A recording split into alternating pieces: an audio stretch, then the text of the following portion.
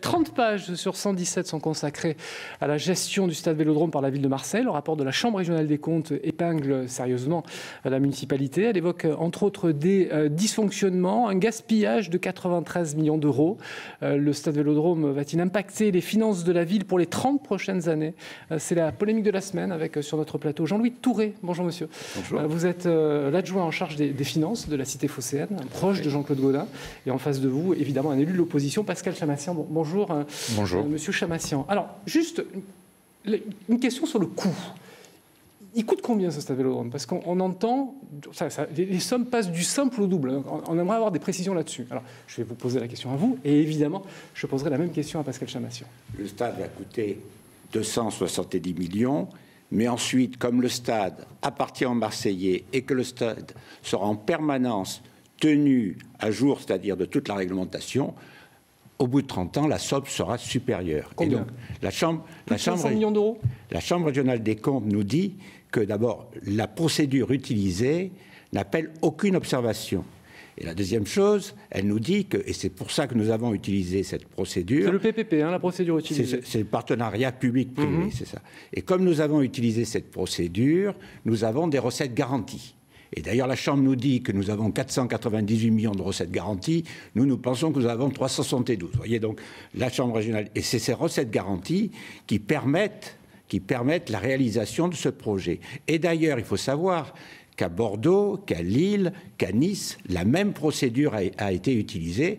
Mais ce qu'il faut que les Marseillais sachent bien, c'est que la ville est propriétaire du stade, c'est-à-dire elle reste propriétaire. Et comme le stade sera toujours à jour, quand il sera en fin du partenariat public-privé, il sera encore neuf, il sera encore à jour. Pascal Chamassian.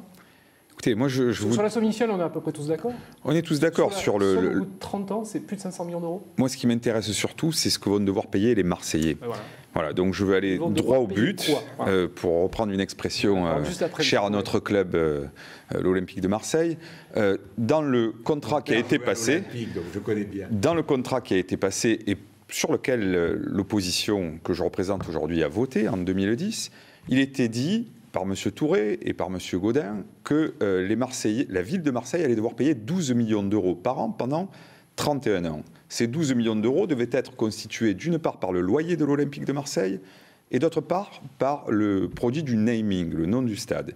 Il se trouve qu'à aujourd'hui, on ne sait toujours pas combien la ville va pouvoir encaisser de ce loyer, du naming, et il se trouve surtout que le premier chèque est à faire au mois de juin 2014, pendant 31 ans, et que pour le moment, et je pose la question à M. Touré, comment a-t-il provisionné sur l'exercice qui va arriver, sur l'exercice 2014, puisqu'il est adjoint aux finances, où on trouve cet argent? Alors on parle de 4 millions, de 5 millions, de 8 millions d'euros par rapport au loyer de l'Olympique de Marseille. Et ce que je reproche aujourd'hui, et ce qu'on reproche au maire de Marseille, c'est que depuis 2010, les négociations avec le club sont au point mort, rien ne se passe, on est à 6 mois de l'échéance.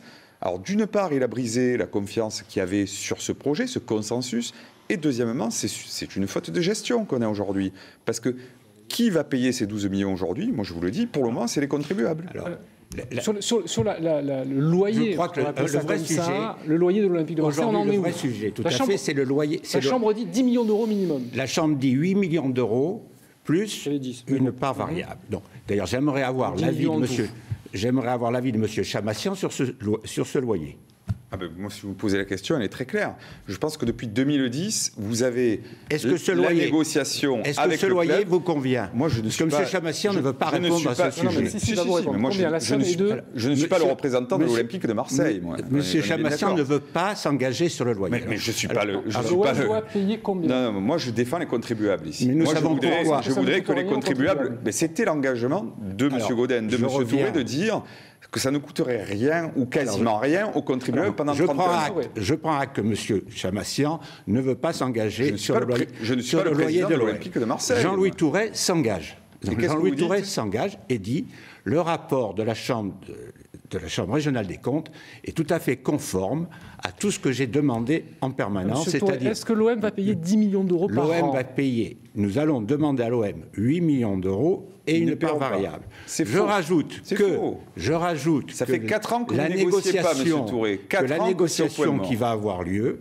Pourquoi nous n'avons pas négocié immédiatement? Parce qu'actuellement l'OM a de très grandes difficultés avec le stade, tous les travaux.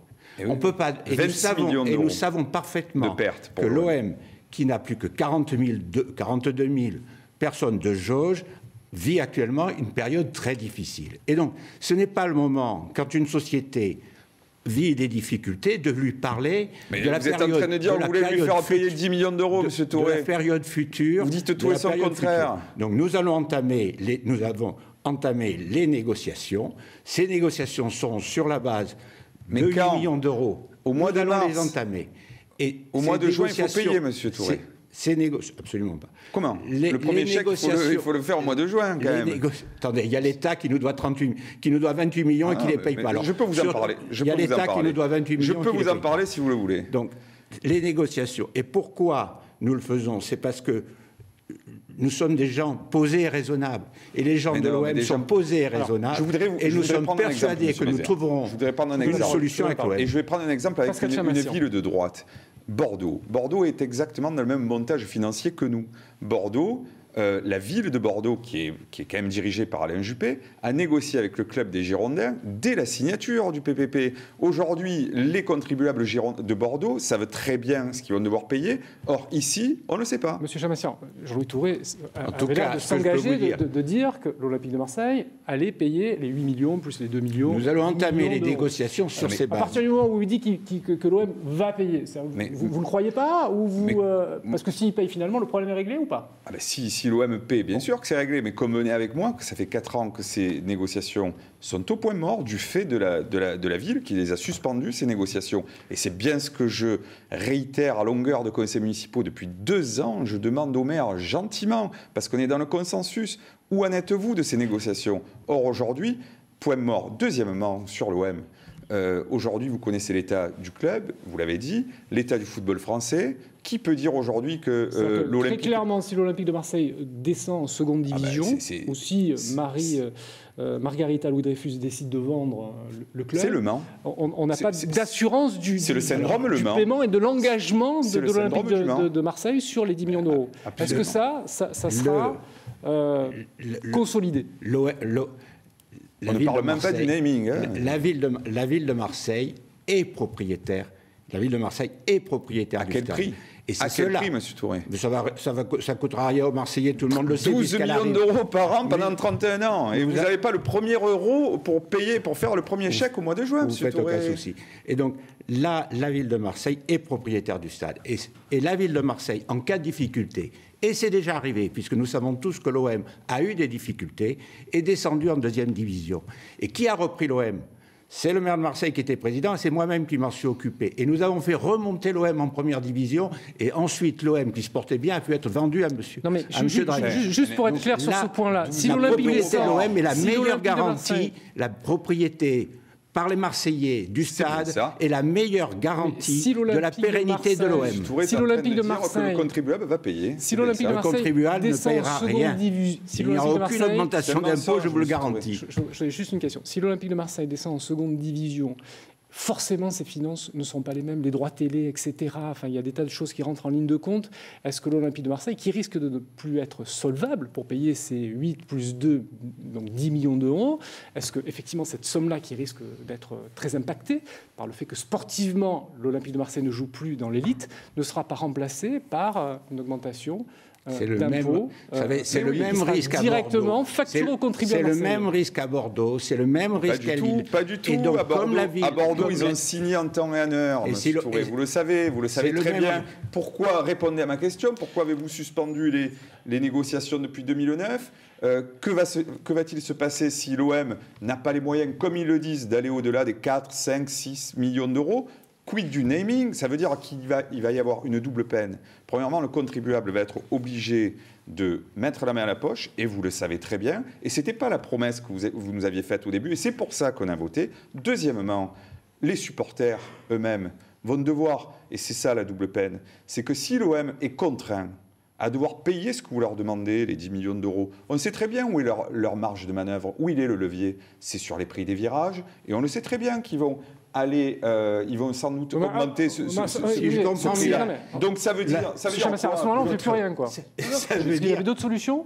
Ah oui, il y avait d'autres solutions. Parce que si Bordeaux fait le PPP, je rappelle Marseille aurait pu se lancer dans cette piste-là. Et si vous étiez lancé dans cette piste-là, quelle piste vous auriez suivi pour éviter d'en arriver là? On peut réouvrir quand même juste un débat. En tout cas, c'est un faux débat parce que question qui est importante. Il n'y aura aucune augmentation. C'est un faux débat parce qu'il n'y a aucune augmentation d'impôts. En 2009, l'Olympique de Marseille avait proposé de faire les travaux eux-mêmes et d'être propriétaire du stade, en mettant 150 millions d'euros sur la table. À l'époque, Robert Louis Dreyfus, le maire sous forme d'un bail amphithéotique.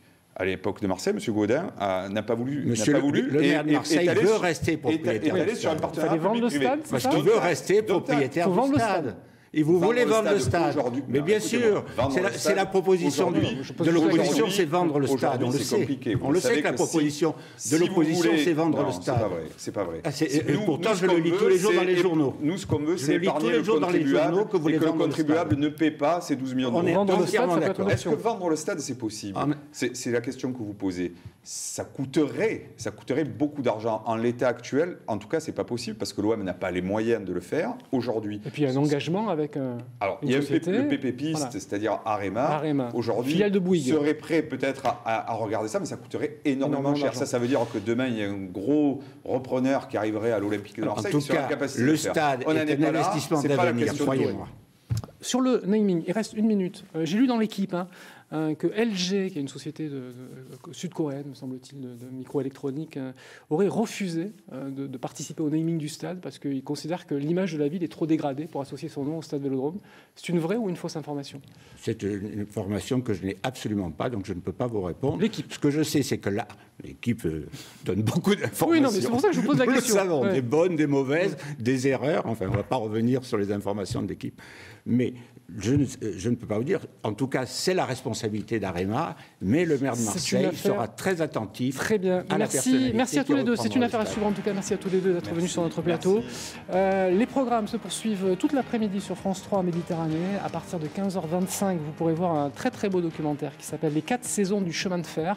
Et puis dans notre rubrique, dans notre émission Chronique du Sud, coulisses à partir de 16h20. Au cœur d'un ferry, vous suivrez la vie, les péripéties à bord d'un ferry de la Corsica Ferry. On se retrouve samedi prochain. Bon week-end sur la 3.